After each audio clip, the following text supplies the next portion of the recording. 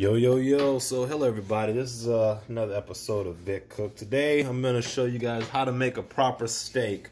Been seeing a lot on my timeline, a lot of well done lovers out there. You know, shout outs to the Strong Jaw tribe, but we don't want to be chewing forever. So we're going to show you how to make nice tender steaks at the perfect temp. Now if you like your steak well done, let's go ahead and eat a burger instead. Don't waste time with this good meat. But seriously, however you want to do it, this is how you want to do it. So what I got here is some peppercorns, and I got me some pink Himalayan salt, and then I got me some garlic powder seasoning. So pretty much what you want to do is you just want to season your steak. And this is a thicker cut, so you definitely want to make sure you put a lot on there. I also put drizzle a little olive oil on there just to make sure the seasoning stick. And you want to make sure you get both sides around. Every little bite's gonna have some flavor in it. So make sure you flip it around. And also the first important thing is don't take your steak out of the fridge or the freezer and throw it on the grill right away. You're gonna wanna have it come up to room temperature. So I've had these steaks sit out and right now they feel pretty warm. They don't feel cold anymore. So that's what you want. You want them to sit out at room temperature. That way when you cook it, it'll cook evenly and it'll cook more thoroughly. So you won't have like that ugly, solid pink color in the middle that looks kind of gummy or looks kind of underdone. You know, if we do this right, we'll have like a nice, smooth, even pink throughout the whole cut of the beef, which is what we want. So I got my steak. It's pretty seasoned. It's good. I already got my cast iron cut on. And normally I have some garlic cloves, but I don't have any garlic cloves for some reason. I can't find it. So I'm just going to use a little bit more of this black garlic seasoning in the skillet. And I did cut up just a small little piece of onion. And I have some thyme. So I'm going to let these sit. I'm going to go check on my skillet, get that ready, and we'll show you how to have this nice, delicious steak. All right, so we are over the skillet now. This skillet, I actually got it a good deal at Myers. I was able to find this huge pan. I think it's 15 inches. Normally, you guys seen me, I'm normally using with the, this is like a 12 inch. So you see it's really much bigger than what I'm used to. But I did want a bigger pan. I meant to get it eventually. So right now I got it on low, but I'm going to cut everything up to high. Because you want this pan to get real hot. So I got both of them on high, but I'm actually gonna bring this down. I just wanted to get it heated up a little bit. So I'm gonna bring this more towards here, towards the center, and then I'm gonna cut the back one off, and I'm gonna cut this on high. As I'm doing this, I got my windows open. I'm actually gonna take down my thermostat, or the smoke alarm. Okay. Well, I'm gonna leave the smoke alarm up. I don't feel like reaching it for now. But sometimes I'll take that down because it will get smoky in here. If you got fans on, cut those on, and then this is pretty much what you want to do. So I got my steaks ready to go. First thing I'm gonna do is I'm gonna add a little bit of oil to the pan, just a little bit. And then I'm just gonna turn this around. This is very hot and very heavy, so we don't have to do too much manipulation of it. And what we're gonna do first is we're just gonna add our steak in there, because the steak's gonna get a nice little sear. So first thing I'm gonna do is I'm gonna take my steak, add it right there. And when you add it, you hear that instant sizzle, that means it's good. You're gonna get that nice beautiful sear that you want, and it's gonna have a nice crust. If you put your steak in there and it doesn't sound like that, you want to take it out and make sure your pan is hot enough. Otherwise, you're gonna get you're not gonna get the finished product won't be all that great. So now that that's sitting in there, what I'm gonna do is I'm gonna add some butter.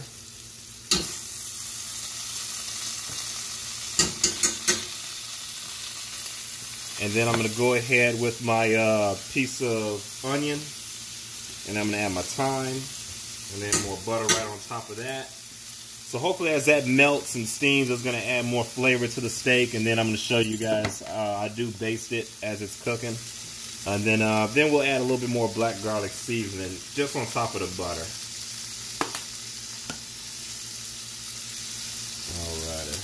So now I've got my spoon, and everything's melting really nicely. So I'm just turning and kind of basting it.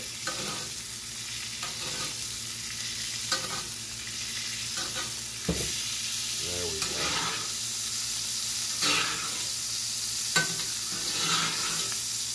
Now me, I like my steaks like medium rare-ish to medium-ish.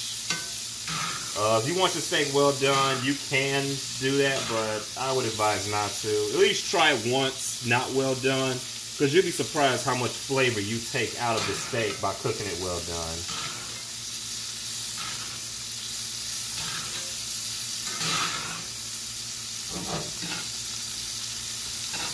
Alright, yeah, I'm just moving my time around just so that butter. And after, you'll notice very quickly, it's going to smell really good. It's going to smell really vibrant, really fragrant. And that's what you want. Of course, I'll just grab some more butter. Add that right in there. And making sure it's on high. And we'll just let our steak sit. We'll continue to baste.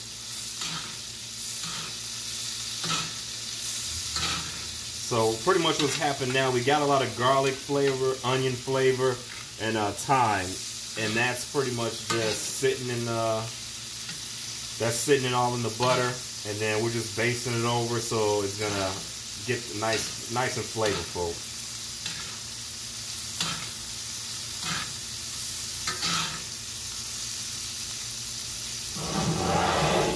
Move this around a little bit.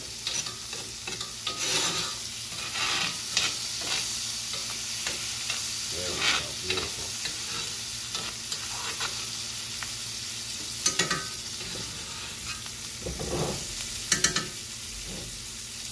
Yeah, this is pretty much all there is to it. I haven't been keeping time, or keeping like track of the time of how long they've been here. Some people, you can look it up, some people say 4, 5, 6 minutes on each side, depending on the thickness of it. But I end up forgetting, so I pretty much just kind of cook and gauge it how I feel it needs to be.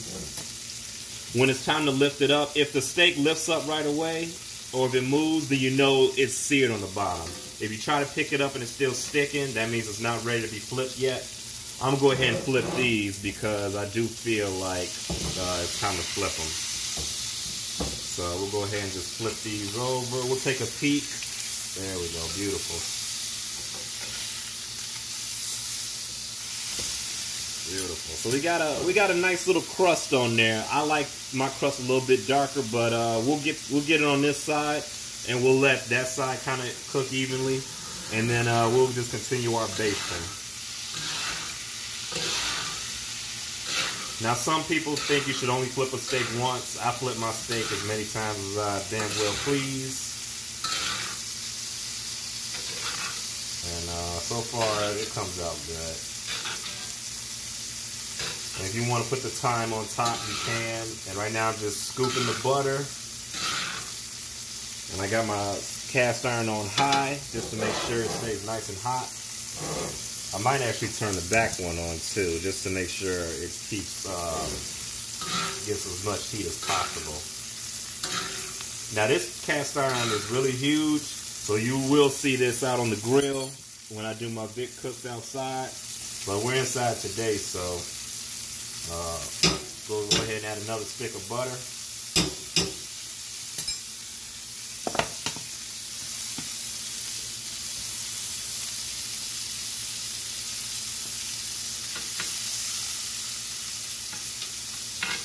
There we go, beautiful. Then I'm going to add just a little bit more garlic. And I'm adding it to the butter. That way it makes like a garlic butter sauce. And then when I pour it over there, it just kind of bastes the meat. Keeps the meat really nice and flavorful.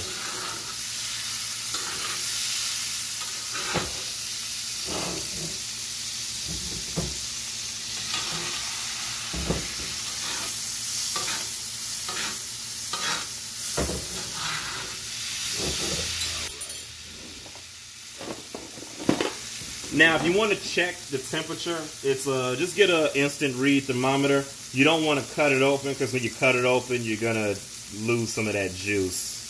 So you want to keep everything in there, obviously. So what I'm going to do is I'm just going to check the temp just to see where we're at. And there we go.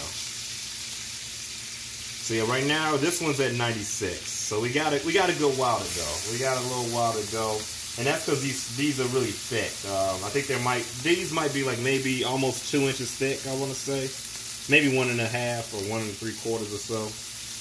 But for me, I like to aim for my steaks to be a good 140-ish, and then once you take it off, it will continue to cook and rise. But yeah, so we'll just keep on basting it.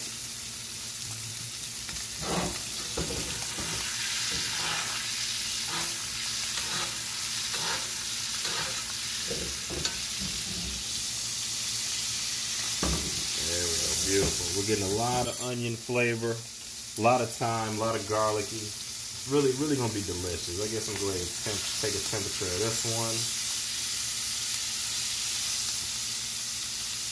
And this one's at 114, so we're doing pretty good. I'm gonna go ahead and flip them now.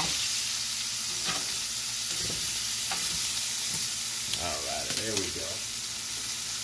Then also, because these steaks are so thick, I like to overpower that crust, so I'll spray a little bit more garlic powder on them, or peppercorns. And now the peppercorns, a lot of people that ask me what I put in it. I usually just get something like this, mixed peppercorns, and it's got black pepper, white pepper, pink, and green.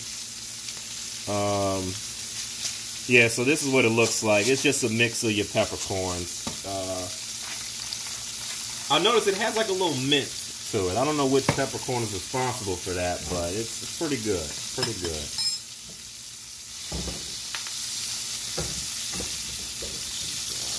I'm just going to keep basting it.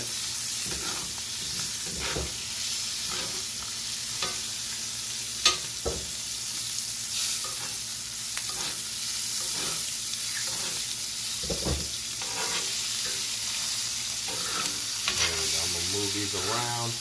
And this is going to make sure that the steak is nice. Well, it's already going to be nice and juicy, but this is going to make sure that it's going to stay nice and flavorful, cooked even throughout, because, you know, we're moving them around.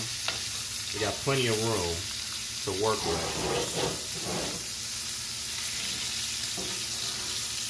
And we'll just continue basting it. I'm going to leave that on high. And, yeah, pretty much we'll just keep flipping it.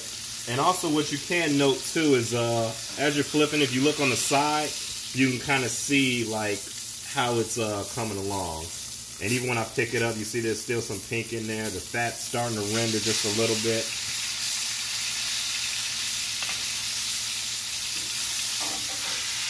There we go. We're just going to go ahead and put this.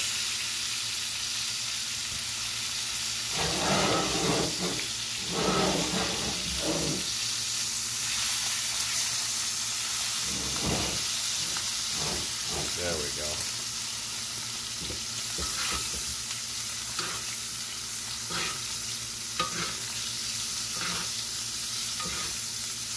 Now at this point, if you got any veggies, like some onions, maybe I would have thrown them in there already. As you see, these onions are nice and perfect.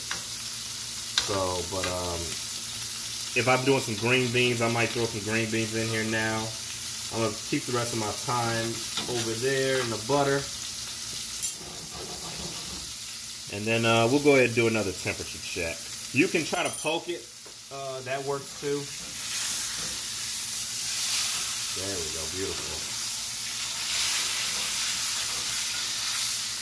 We'll do a little temperature check in here just to see where we're at.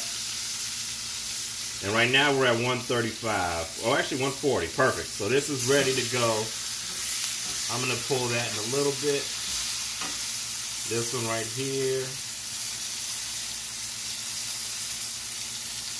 This one's at 124. That's weird. This one's cooking slower than the ribeye. Probably because it's a thicker cut. So I'm going to leave that on here. My ribeye's done. So sometimes what I'll do is I will just take this like this. And I'm going to keep this over the direct heat. And I'm going to keep this over here kind of off direct heat, but I don't want my ribeye to cook anymore. Instead, I just want it to kind of rest. So what I do is I let it flip a couple more times in the skillet, just so I get all that nice butteriness to it. Comes up through like this, and then that's just to help like the fat render down a little bit.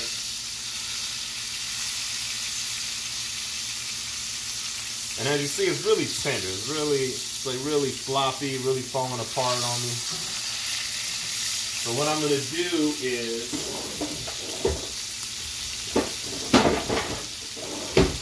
I'm gonna get my my cutting board.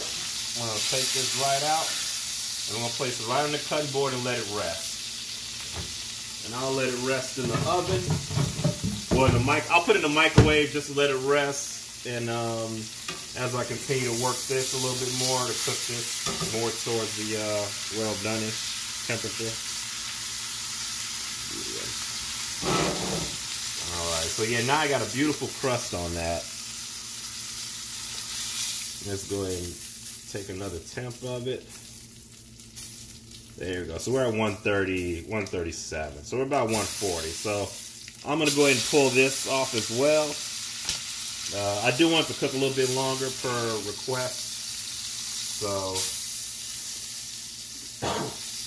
what I'm going to do is I'm going to cut my skillet off. And as I cut it off, it's still going to cook because this pan is really hot. So what I'm going to do now is we're going to make our side dish. Now for the side dish, I'm just going to do some fries. So we'll go right here. So I got my fries. Whoop. I got my fries that's already cut up. Or my potatoes that are cut up, ready to go. I got my fryer at about 315. We'll put it at 325 or whatever. I really don't know what temperature to fry stuff at. I always just put it kind of in the threes, and they come out all right. They come out pretty good. So gonna spread those around. We're gonna close it, and I'm gonna set the timer for about 7 minutes or so. That should be enough to get some fries nice and crunchy. All right, so let's go back over to the steak. As you see, I cut it off, but it's still sizzling. So I like how that sounds. I'm gonna take this out. And as you see, we got a nice, beautiful crust on it. I'm gonna take that and put this on top of my cutting board as well. Now this leftover stuff, this leftover grease, if you want to add like a little bit of wine to it, yeah, it's got a lot of beef fat in there already. If you want to add like a little bit of wine and some mushrooms, you can make a roux. We won't do that though. We don't really need it. I am going to just leave the skillet as is, and we'll bring that back. So right now is the just the waiting game. When you take your steak off the skillet, you do want to let it rest for a good 5 minutes. They say 10 minutes, but I'm hungry, so I'm gonna let it rest for 5, or at least until the fries get done. And yeah, then we're gonna dig in. So I'll pause it so you guys don't have to wait with me. Alrighty, so our fries. So the steak's resting. We're getting ready to take that out, but our fries are good. Fries look nice and delicious. So we're gonna take that out, shake all the grease off. Now, if you got an air fryer, let me know how that comes, because I've been told a lot about the air fryer, but we'll see one day. Then as soon as they come out of the grease, I like to hit it with some salt. And then we'll just shake that up a little bit. And hit it with a little bit more salt.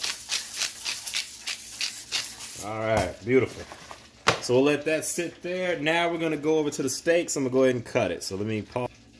Alright, so I got my steaks out. As you see, they're nice, well rested. If you look around the corner, if you look around the cutting board, you can see that there is a little bit of juice that leaked out. That's going to happen. But the important thing is we let it rest. Otherwise, there'll be a lot more juice onto the beef. Or outside of the beef instead. So we'll just go ahead and give this a little cut.